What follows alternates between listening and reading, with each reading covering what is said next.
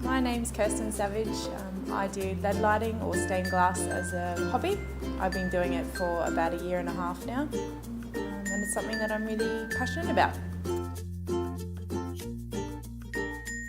First project was a small panel of a sunset scene. After that I did a freeform mirror using different squares of glass. My third project was a lampshade, which I made for some friends as a wedding present. I also made a small terrarium, just very simple out of clear glass. I wanted a small project that I could complete in a short period of time, because prior to that I did my biggest piece to date, which was a large Art Deco mirror, which took me about 4 months to complete. I think the thing for me with lead lighting is it's a real labour of love. I wouldn't make pieces to sell, because to me I'd rather invest that time into making pieces for people that I love rather than for money.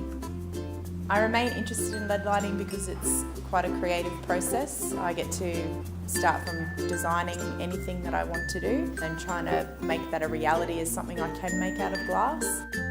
I enjoy cutting the glass, however it's probably one of my weaker points because I tend to spend a lot of time grinding, which means my cutting hasn't been very good. But when it's all getting put together and you can start to see what the final product will be, that's a real motivation to keep going.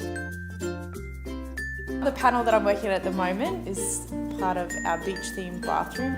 It's going to be a piece which is 1 metre tall and about 40 centimetres wide, with 6 different jellyfish floating through the currents of water.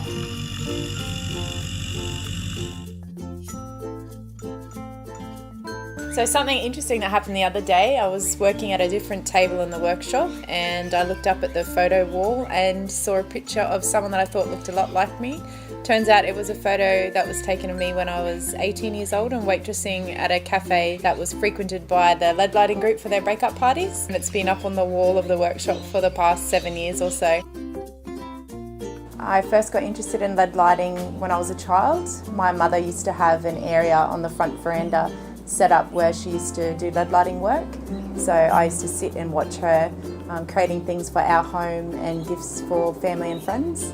I was fortunate enough that when she gave up lead lighting and I got interested in it, she had kept a lot of her tools and most importantly her designs that she'd done over 30 years ago, and she passed those on to me. So I'm very privileged that I've been able to use some of those designs and incorporate them into my work, which is something that is very special to me.